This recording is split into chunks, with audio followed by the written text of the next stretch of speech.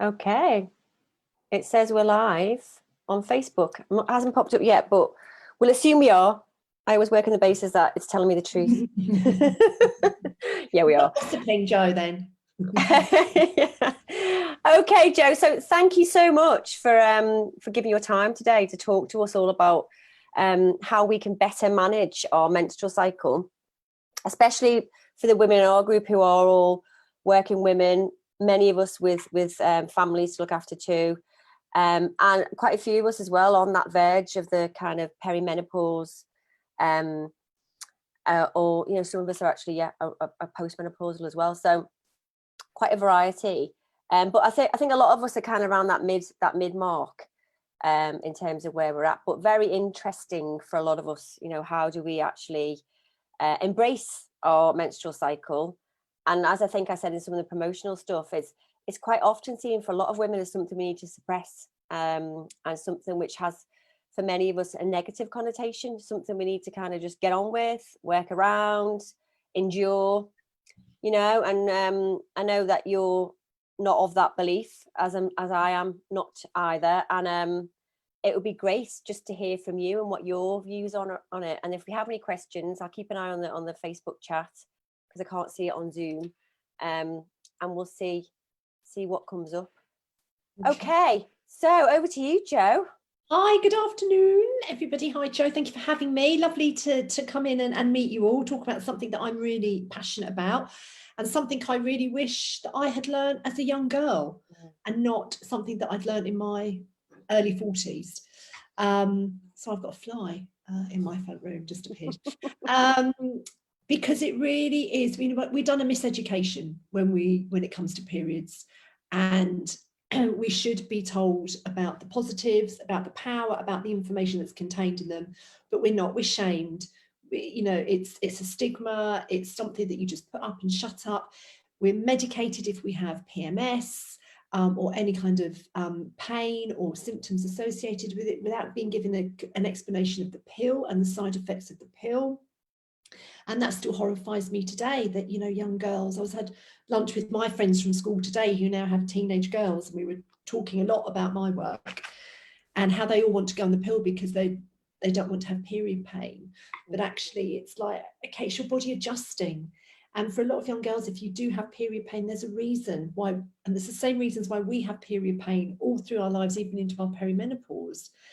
And it's about managing it and seeing that as a sign that something needs to change. And generally is lifestyle. It's stress, internal, external stress, what we're eating, exercise, a lack of it, and not understanding that you don't have to suffer with your period. You don't have to be in pain. You need to manage it, and understanding it as a whole, as a cyclical device, cyclical tool to creativity, productivity, energy, everything. It's all connected, and it's this brilliant thing. And I just want women to work with it, not against it, because we're compressed into a 24-hour clock. The patriarchy has done that to us, because we're designed around testosterone. Men wake up in the morning, they're energized, like bye, sell. They go all day, and then they slump on the sofa at night. And I know so many women moan about the fact, oh my God, he just wants to sit on the sofa. And actually we're raring to go, some of us, in the evening, because we're on a 24-hour cycle, 28-day cycle, not a 24-hour clock. Yeah. And it's about breaking away from that mold and honoring ourselves and honoring the way that we work. Yeah, and I like the use of the word honor. It's about understanding that we do have these cycles, and they are there for a very good reason. They're part of us, and when we go through that cycle, understand that we get different things from each part of the cycle. And that's one of the things I've got a coaching group that we went through this last night to some extent, and we talked about the different parts of the cycle and what they can give us. And I wonder whether you could shed some light on that. Yeah, absolutely. So, if you start, I think you're the same, Jo. I break the cycle down into seasons, into 4 seasons of the year. And when I talk about a 28-day cycle, which I know not everybody has, but just for explanatory purposes. And each season mimics a month, a week in your month. So we start in winter, when our hormones are at their lowest, and that's when we bleed. Day 1 of our cycle is within winter. And winter is sort of the tail end of autumn and goes into sort of the beginning of spring. And in winter, I like to talk about winter as a holiday, and I do, if I can, honour it and take it as a holiday, because our body, you will notice when you're having a bleed how tired you are, how your energy lacks, how your mood, how everything, get on the sofa with a book or Netflix, do it, because don't fight against it, because your body's just finished a cycle, a 28-day cycle, and it's tired and it wants you to rest up so it can go into the next 28 days, because ultimately our cycle is there for us to get pregnant. So our body every month is working to optimize the chances of us getting pregnant. So we will have highs and lows energy wise, and we have to listen to those, because that really is our body, and our body whispers to us. And if we don't listen to it, it starts to scream. So that's with so many of the symptoms that we have. So we have winter. Take it easy if you can. And if you learn to cycle track and you embrace cycle tracking, you will be able to plan your month so that you can take some downtime in winter. And it's a really, really good time for reflection, really good time for journaling, a really good time at looking at the bigger picture. You can get some really good insights if you just take it slowly during the winter. And then you come into your spring and your estrogen starts to rise. And you start to feel more energized, just like the month of spring. And you start to be more creative.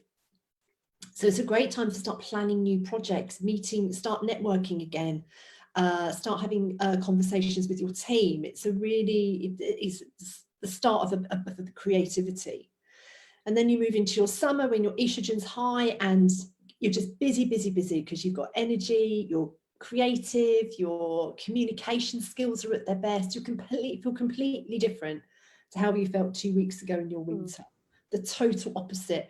So great time for sales pitches, presentations, giving or taking feedback, appraisals, first dates, having difficult conversations in a relationship, having any difficult conversation anywhere in your life, because you're resilient when your estrogen's high. So you'll take feedback, you won't be so vulnerable emotionally. And then if you leave it a week, if you leave that big conversation a week, you come into your autumn where your estrogen starts to dip and your progesterone starts to rise.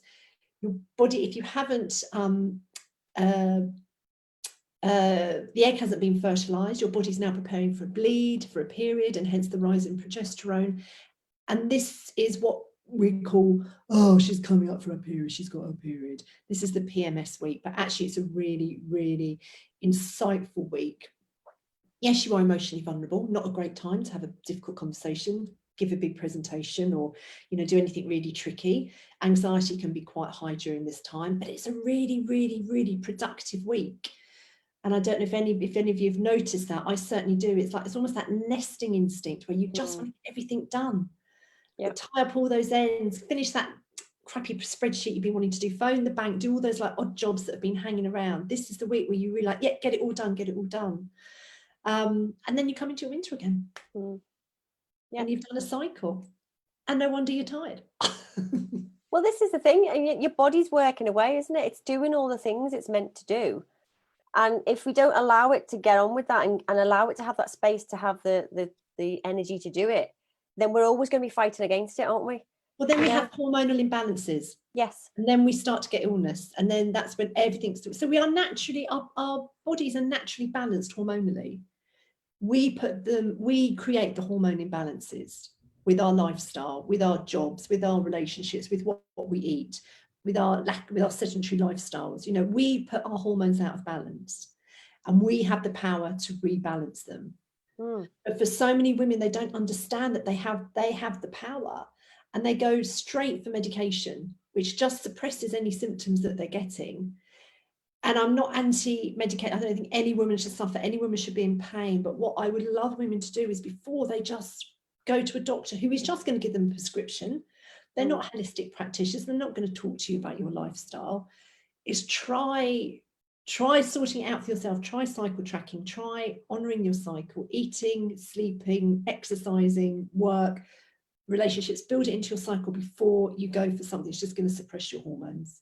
Yeah, exactly. And I think we had a question earlier, didn't we, from Helen, who was asking about that in terms of having quite kind of a surge of hormones, kind of premenstrual hormones, and wondering what she can do rather than going to medication.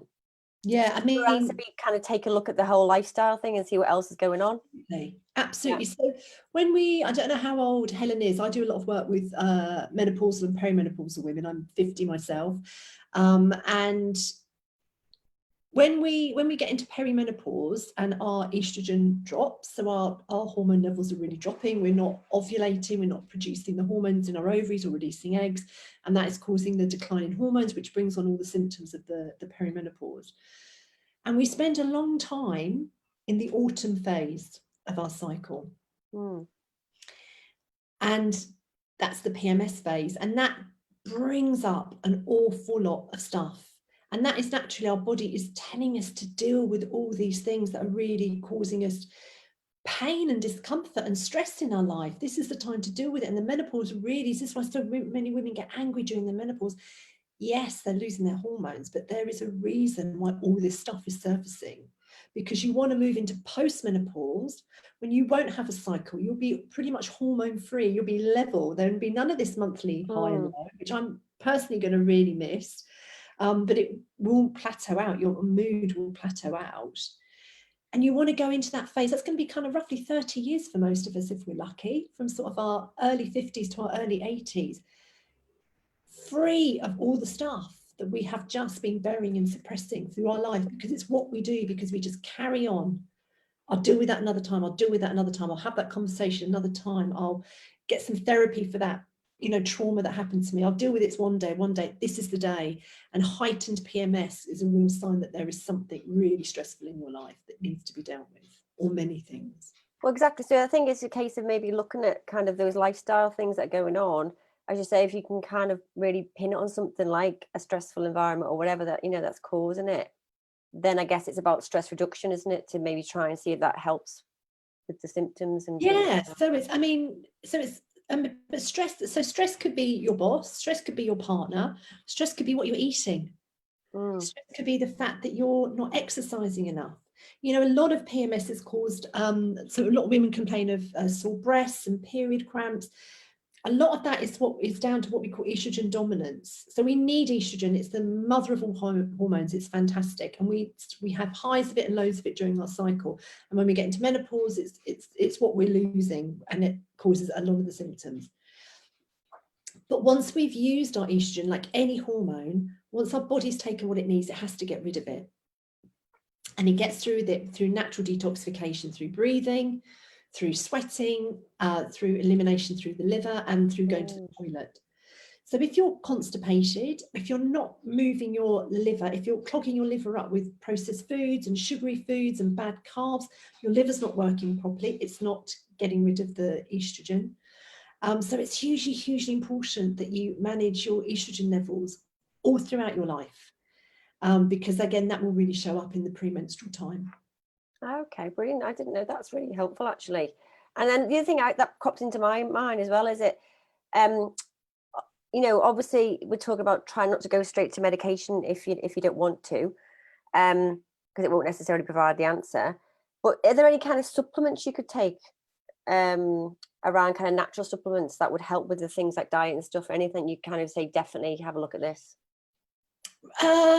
Magnesium is a really good supplement. Well, vitamin D, pretty much all women need vitamin D, and we don't get enough of it in this country.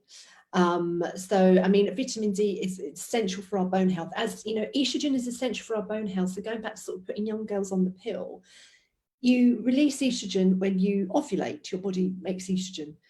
If you're on the pill for 30, 40 years, you're not going to produce any estrogen, and estrogen is essential for bone health, heart health, and brain health. So, there are no studies as yet, this conversation is still quite new, but it's, HRT is to help you in longer life, to increase bone density, heart health, and brain health. And it's like, okay, but what about the women that have produced estrogen all their life? Are they still going to be susceptible to these symptoms in perimenopause as women who've been on the pill all their life? So there's some really interesting, stuff to be done around estrogen, but vitamin D for bone health, essential. Magnesium is really good if during that premenstrual time you can't sleep, which a lot of women do, and they can get some anxiety. Magnesium We depleted in magnesium a lot of the time because it's a mineral that doesn't really occur in the soil anymore because everything's so over-farmed. So magnesium and D3 are really good, and vitamins B, the vitamin B6 complexes can really help. Okay.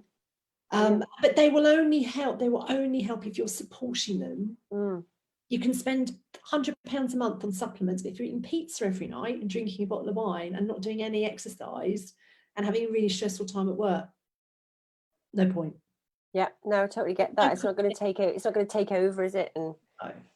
You know, but they can support you. They can support you, but they can't. Nothing can cure it, really.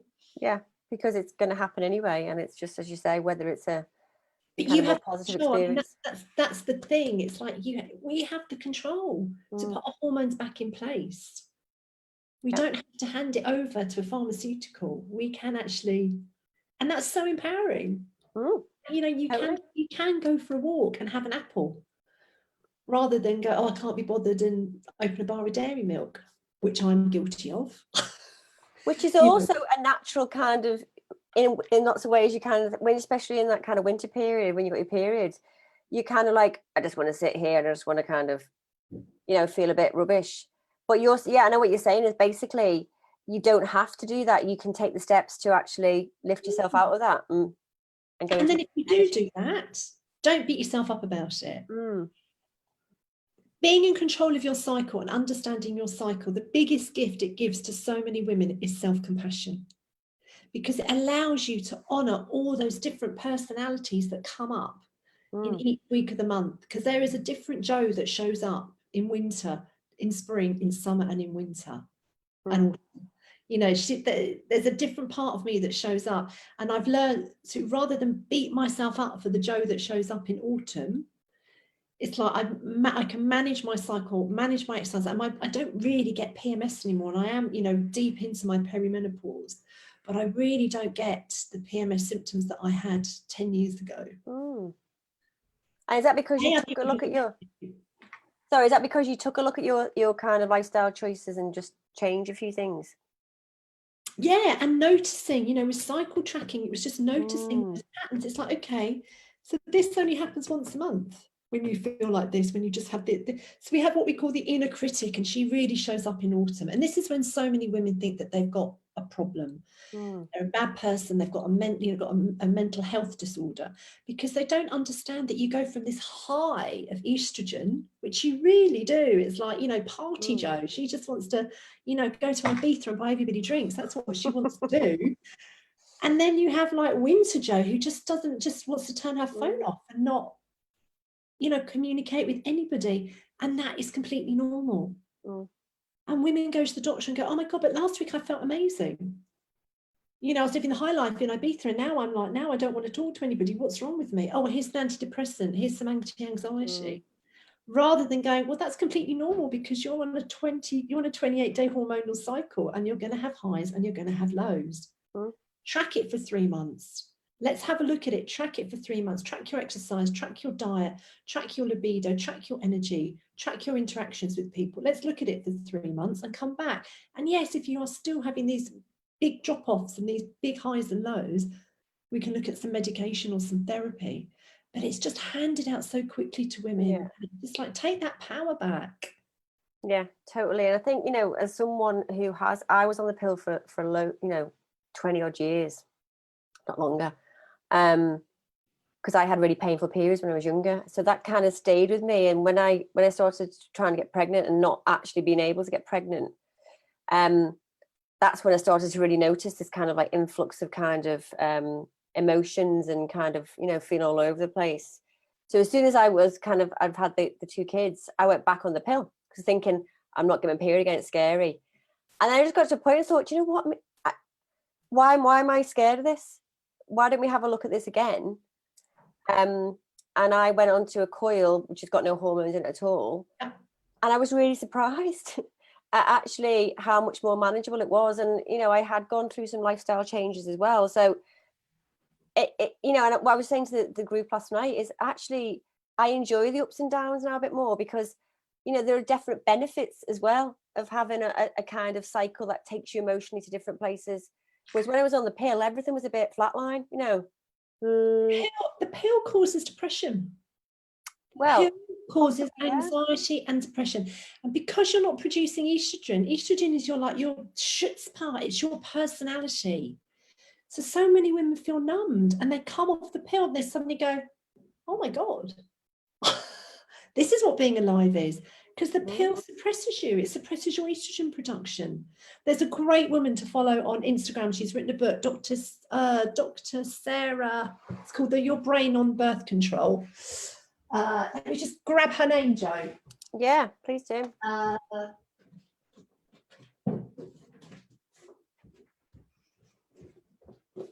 She's got a great Instagram account. Dr. Sarah Hill. She's American. And all these amazing books are coming out of America. I have to say they are way ahead. I mean, the Americans have period parties for their girls. Do that? It's because you've got quite an extensive book list on. I saw on your website. Yeah, so I do a book giveaway every month. I do a book giveaway, and what I've started doing now is interviewing the author every month. So I'm trying to get Sarah Hill back, but she's hugely busy. This month I'm talking to Dr. Jenna McCulchy, who's written Immunity, which is all about, and again, the link with estrogen immunity. So there's all this with COVID, you know, how women are being more protected against COVID because they've got this natural immunity with estrogen, which is often body protecting. Okay. I mean, we are fascinating. If we say so ourselves. But she's got a great Instagram account, and you know, one theory that she has about the pill, I know we're digressing, but this fascinates me, is that so many people now are going through IVF, and she believes that we have a natural, so I'm brain foggy day, I'm going to try and get my words out. We have a natural aversion to not being sexually attracted to our immediate male relatives, so our dads, our brothers, our uncles, you know, it's naturally there. But with so many women taking the pill, so we would normally estrogen. I don't know if you notice when you've got your when you're in your estrogen high in your summer, you want to adventure out, you want to get further afield, and that's Mother Nature going, leave the tribe, go and find a mate. Basically, go further afield. And this Dr. Hill, she thinks that the pill suppresses that in us. So we generally are meeting people of a similar genetic makeup, which is why so many people are having problems conceiving, because actually Mother Nature's going, no, you're too close together. God, okay. Don't do it, because the pill is blocking that receptor in us that makes us go, no, we would naturally, you know, because some to go, oh yeah, he's really lovely, but he's just a friend.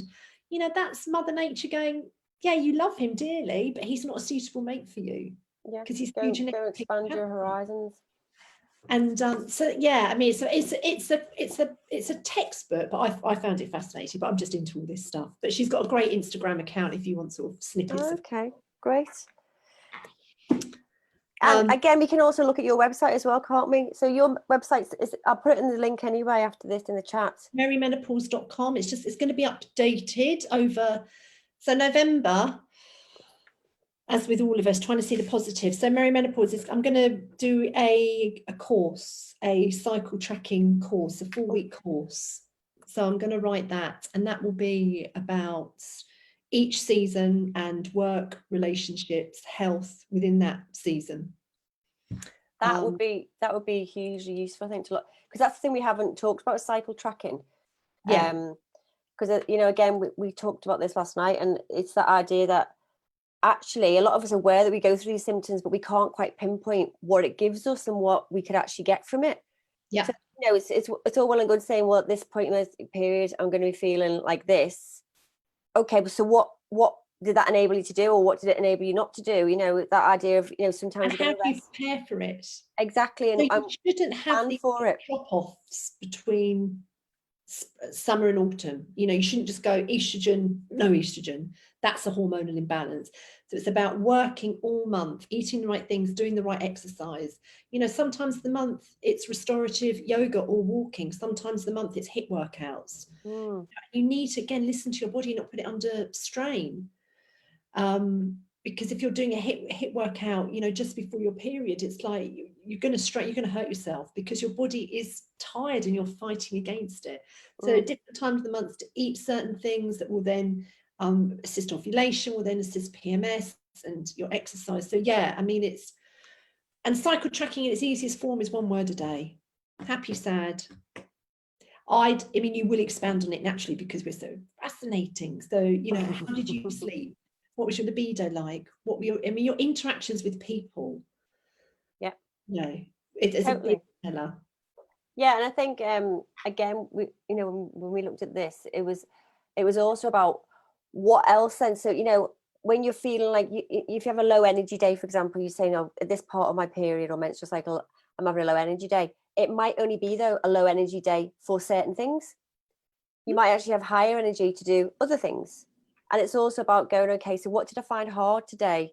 What did I actually find easier as well? Is a question I think you could also ask yourself around that, about actually, yeah, you probably predominantly had a feeling of low energy, but you might still have been able to do certain things fairly, to a good extent. Absolutely. You could have written, 5,000 words of your novel, but you didn't Exactly. clean the bath.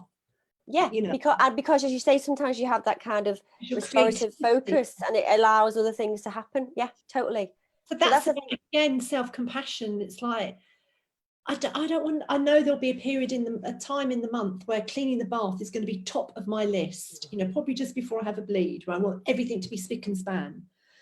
So if you're doing something like writing a book or painting a picture and you get the urge to do it and you go, oh, but I've got to clean the bath, paint the picture, write the book, do the spreadsheet, make the phone call that you've been meaning to make, listen to that intuition, because it's telling you to do those things. It's not telling you to slack off and not clean the bathroom. You actually prioritize, because this is where you are in your cycle. You're in a really good space to have a conversation with somebody. You're in a really good space to create something. Bake that cake, do that. Listen to it, just listen to it. And with cycle tracking, you can really tune into things like that. And you will start to see, after 3 months, you will start to see a pattern. Yeah, exactly. And you'll notice that the bathroom does get cleaned, but you're probably noticing that maybe the 5,000 words that you've been meaning to write for 6 months, that never gets done, but the bathroom gets cleaned, but actually you'll be able to plan it in. That's it. And it adds that those other dimensions into your life, doesn't it? That, as you say, can be suppressed, or you think it's not important, or that's not as important as cleaning the bathroom. But in reality, it could be the most important thing to you. And especially at a time when your body is yearning something and saying, actually, I want this from you. And you're kind of going, yeah, but I've got to do this. And if you actually listen to what they're saying, you'll get the best out of it. Jo, one woman I worked with ended up getting a cleaner at the end of 3 months. Yeah, that's always a great solution. Yeah. She was just like, so that sort of bathroom analogy, she was like, but I always get this guilt that, I should be clean, I should be doing something, and not, she was writing a book, not writing the book. And it's like, get a cleaner in for 2 hours a week and get your book written. Well, it comes down to, doesn't it, how to fool other people. Why are you giving up your dream of writing a book because you've got to clean? Yeah, exactly. And that then comes down to what's most important to you. Because I speak to women who actually really like cleaning and it gives them a lot.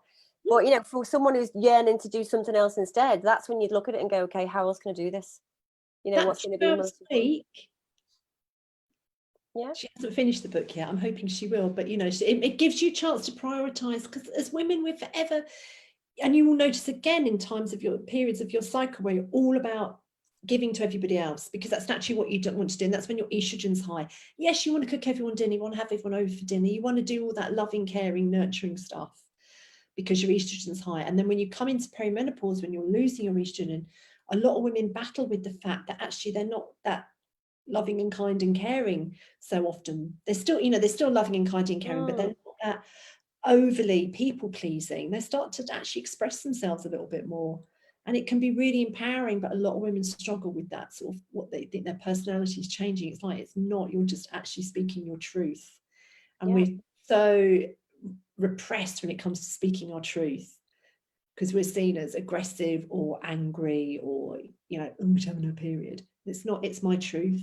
I like that a lot, actually, because I think we are so multifaceted, aren't we, as human beings first off, and then as women, I think we have those extra layers to us because of what we do as women, and we have these hormonal things that help that along. And I do think what he wants to do is put us on the pill, put us on hormone replacement, and then the amount of women that then get hysterectomies in their 60s, it's like, it's just another, why is nobody honouring our cycle and going, no, we can do everything we can to keep you hormonally balanced and hormonally intact. Because although you stop, you know, your ovaries stop producing the eggs and you stop producing, you still need your uterus, you know, you still, it's our core.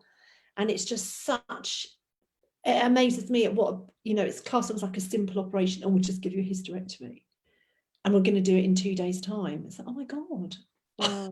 Yeah, mental shift as well, isn't it? So one of the things as well that I'm quite interested in, obviously, is kind of someone who's a career coach, is I'll talk about this and say like this, this is what you need to be thinking about, and this will be really helpful. And then someone will go back and go, but how do I do that around, work, which is actually fixed 9 to 5? I have jobs that need to be done throughout the month.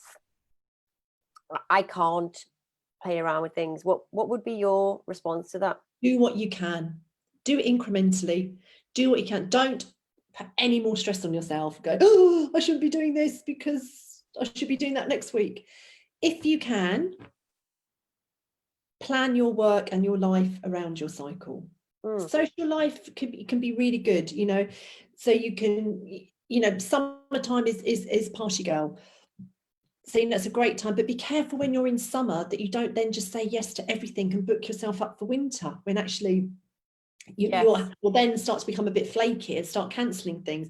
And again, winter girl, she's not going to want to feel like partying, but be aware when somebody sends you a text or an invitation of where it's going to fall in your cycle, and then you can say yes and no to things. And that again is really empowering, because you don't end up cancelling people. And work a little bit different, of course. You work in a big organisation, but I mean, part of my mission, Jo, as you know, is to go into organisations and get them talking about menstrual cycle tracking and how powerful it can be, working with women who, so not necessarily, no, you're not going to sync, we're not all going to be on the same phase, but if you're working in a team of women and you've got a big project and you have your weekly project meeting, if you knew where everybody was in their cycle, you could then, people could volunteer to do a role that's in sync with their cycle that week. So so getting the best out of the team. Comms and marketing could go, this is a great week for me to go and do that pitch or write that press release or go and approach so and so about something. Somebody's in their coming up to their bleed in their luteal phase, you're like, actually, I could, really good number crunching be great for me this week. And you could move a project. I mean, it would fly out the door, a project.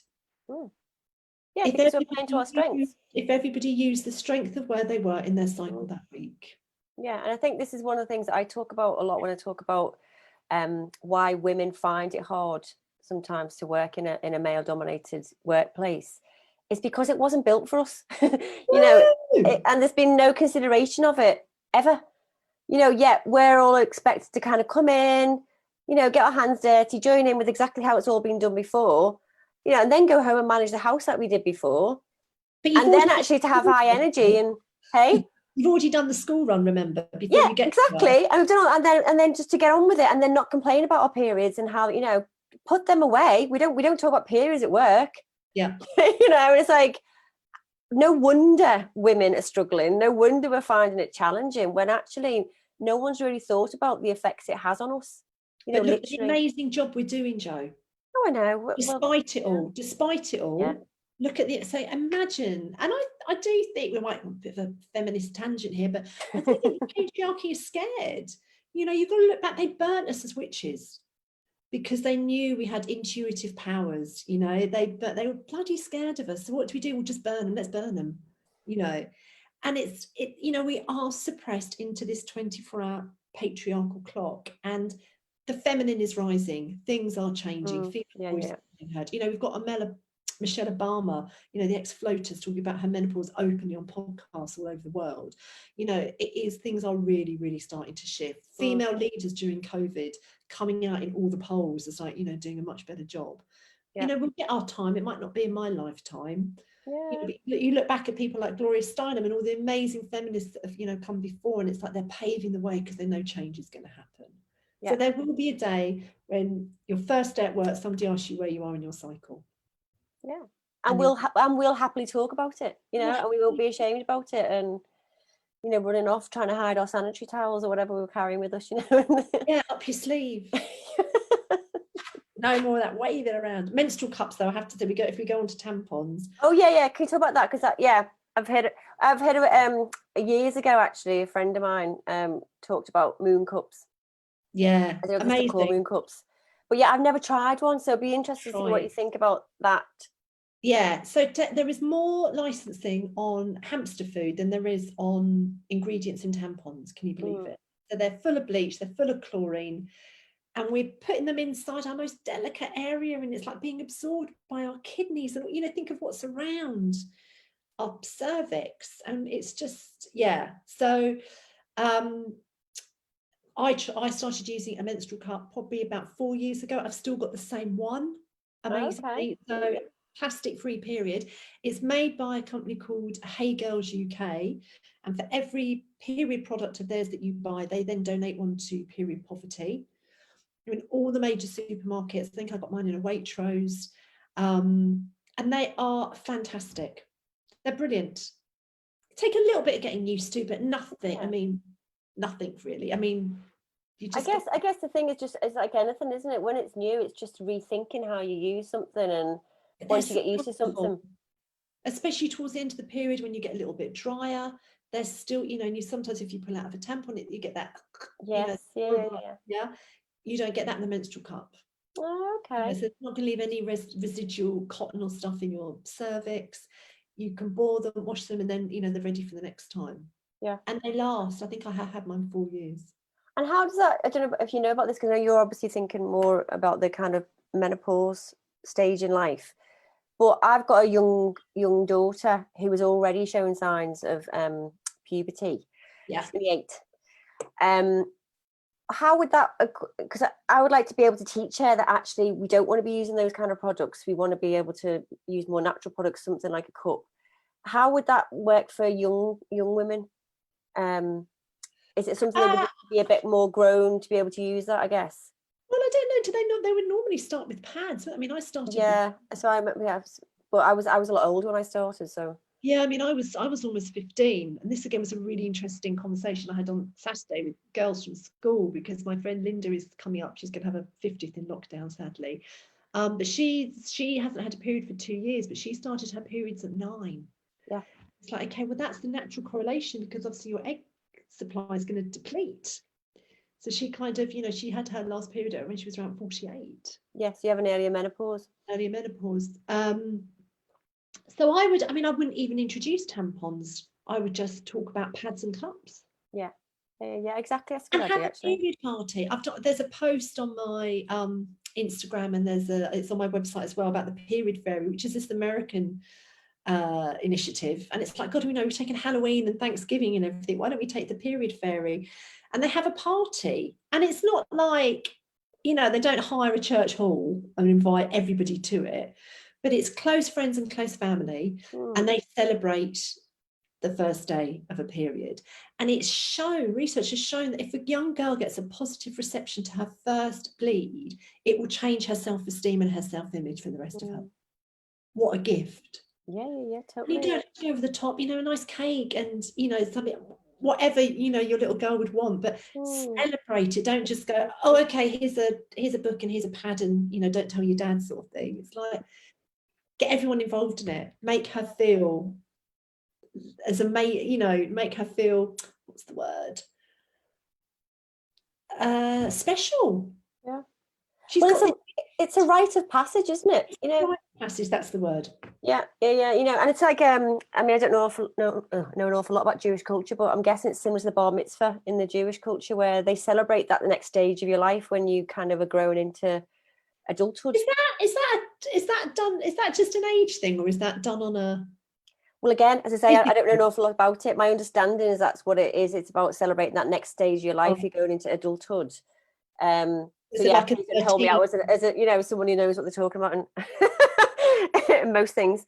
But yeah, I think it's that idea that you can apply it to women as well, which I think is, and it's not necessarily to do with religion or anything else. It's just to do with the fact we're all women, you know, and it happens to everyone.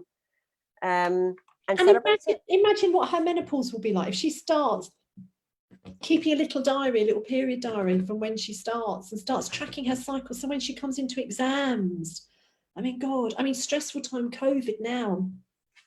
You know, imagine I've decided, you know, during lockdown, I was very quiet during the last lockdown. I really struggled to get my head around what was happening. And it's like, okay, we're all much more prepared for it now, aren't we? Oh, and yeah. It's like, I'm going to really start engaging more and start using my knowledge to help women during this month, you know, this period. Because I think it's still going to be really stressful for a lot of people, albeit the kids at school. But it's just that taking away of our freedom, isn't it? That's going to bring on a lot of hormonal issues for many women. It'll be interesting, wouldn't it, to start, you know, tracking things now and seeing how it does change over lockdown. And I think a lot of women will miss periods. Yeah. Definitely. Yeah, well, to be honest, I'm hearing already some women are missing periods, interestingly. Yeah, and yes, I think it is. And that's probably our body going, don't have a child during this time. Potentially, yeah, it'd be interesting, wouldn't it? Yeah. Although it's a big boom, isn't there? December, there's going to be loads of babies born. Again, it would take probably like 10 years to go back and say what happened to lockdown. You know, well, they'll be unpicking it for a very long time, won't they? Yeah, it's going to be massive implications, I think, going forward. But yeah, if we can kind of keep close to the ground, keep an eye on our periods and see what's going on, I think then they're an indicator of our health. You know, that's the thing. If you miss a period, there is something wrong. You know, you've got a healthy cycle and then you skip a period. You can have what we call an anovulatory period, where you won't ovulate but you'll bleed. And that's, you know, that can be really common, you know, where your body sort of it releases an egg, but it doesn't quite do its job, it sort of chugs. So that can be very common. But, you know, skipping periods is generally down to stress. Yeah. You know, we look at people with eating disorders, you know, they don't have periods because their body's under a huge amount of stress. So it is, you know, you need to take note if you're missing your periods. Yeah. Yeah. I think it's the same for anything that goes on with your body. Often your body will tell you before you realise something's wrong. Well, that's it. It's whispers. Yeah. It starts to whisper and then it gets a bit louder. And then it screams and it's like, oh shit. Yeah. I should have done something about this 6 months ago. You know, it's like toothache. It goes and then suddenly it's like, our body's amazing. Yeah, they are, and we should celebrate them. And I think, you know, what we talked about today hopefully will help a lot of women who get to see this video and any of your work, you know. And as you mentioned, you're going to be running a course. Is it in November you're running it, or you building it in November? I'm going to put it together in November, and then I imagine it'll be New Year. New Year. Okay. Well, so it will be. Please let us know, and I can kind of highlight it here. Love to. Yeah. Anything. I mean, I think we're both on the same mission. I think most women are on the same mission, aren't we? To just support each other and help each other and share what we know. Yeah. And it's, you know, I've definitely found in my perimenopause, for me, it's learning. I've become a real absorber of information and just, tell me more, ordering books and reading. And it's like, yeah, it's a very interesting time for me that I'm tracking, but it's really definitely, and I wasn't a learning person when I was younger. So that's coming around for me later in life. Well, this is the thing, as I say, you can start anywhere, can't you? As I say, I wasn't really a period person when I was younger. I didn't really like them. No, you know, but we weren't told. No, exactly. And it's just my own realization of then, you know, as you say, being more educated about certain things, so you actually open your eyes to other things, and all of a sudden you're like, oh my God, why weren't we taught this when we were younger, you know? But I think we've all got the capacity to just change into whatever we want to, really, whenever we want to. I'm excited for your 8-year-old. Yeah, exactly. Well, interestingly, I don't know what books you might recommend for her, but I found a book for her, which is all built from positivity, and it's talking about how amazing our bodies are and how everything. And she's reading that kind of going, oh, that's nice, rather than going, oh, that's a bit scary. She's just taking it. She's like, oh yeah, that's not, and that happens, and this happens, and it's like, yeah, this is what happens to us. It's fine. It's natural. It's normal. And if that's what she's been brought up on, it is normal. Yeah, I wasn't brought up like that. You know, I went to a Catholic school. We got some horrendous video about abortion, and then some horrendous video about something. You know, it was our sex education, as you can imagine. It's like put the fear of God in them so they don't get pregnant, because, you know, having sex is a sin. So it's just like, you know, every Catholic should be put in therapy, I think, for mom. Yeah, I'm one. Yeah. You know, it wasn't a healthy, normalized education when it came to our bodies and our sex. No, not at all. And things are very, very different now. Things that, I mean, some people say they're even going, too far the other way, but at least it's more open and more, people are talking about it. Yeah, totally. And I think, as I say, with anything, it's listening, isn't it? First of all, listening and becoming aware. And the first thing you can listen to is your body, because it will tell you stuff all the time. And then the second thing is then actually doing something about it and creating that awareness around it by tracking. One thing that I always just say is just start writing stuff down. If you notice it, like you said, just one word a day. But anything that kind of gets your awareness focused on something enables you to actually then start to act on it. And I think that's a really important thing as well. I mean, because all the sort of the underlying health issues that tracking can bring up. So a lot of women get really bad migraines just before they bleed. And on really, really heavy medication for it, and not correlating that it's hormonal. But you can then put things in place, if it happens every month on day 22 to 24, you can put things in place around that to ease that headache. That's a big, again, estrogen dominance. So it's about, cranking up your exercise when you're in the portion of your cycle where you're really energized, really looking at your diet, minimize, alcohol, sugar, processed foods. And you can stop things like cyclical headaches. You really do have the power to be optimum all month. Yeah, I think that goes. Allow yourself to feel it. That's really good advice. And I think I know you have to get off, so I'm conscious that you don't want to. Yeah, it's 10:02. I don't want you to miss your train or anything, but just that's a really good way, I think, of ending it, actually, because it's that idea that we do have the power, and I think a lot comes from how you treat yourself, and that self-care and that self-compassion we talked about at the beginning. And if you are continually looking after yourself, I think it just stands you in better stead for kind of anything that comes along, emotional and physical. Women, that's what women really struggle with, is self-care and making time for themselves. And cycle tracking isn't a selfish pursuit. It's not like you're going off to the hairdressers and having your nails done. It's like, this isn't a selfish pursuit. This is you exploring who you are and how you work. And when you perform better, everyone around you is going to perform better. It's like any leader, isn't it? And most women lead in their family life. If you've got a good, strong, healthy leader, put your oxygen mask on first and then help everybody else.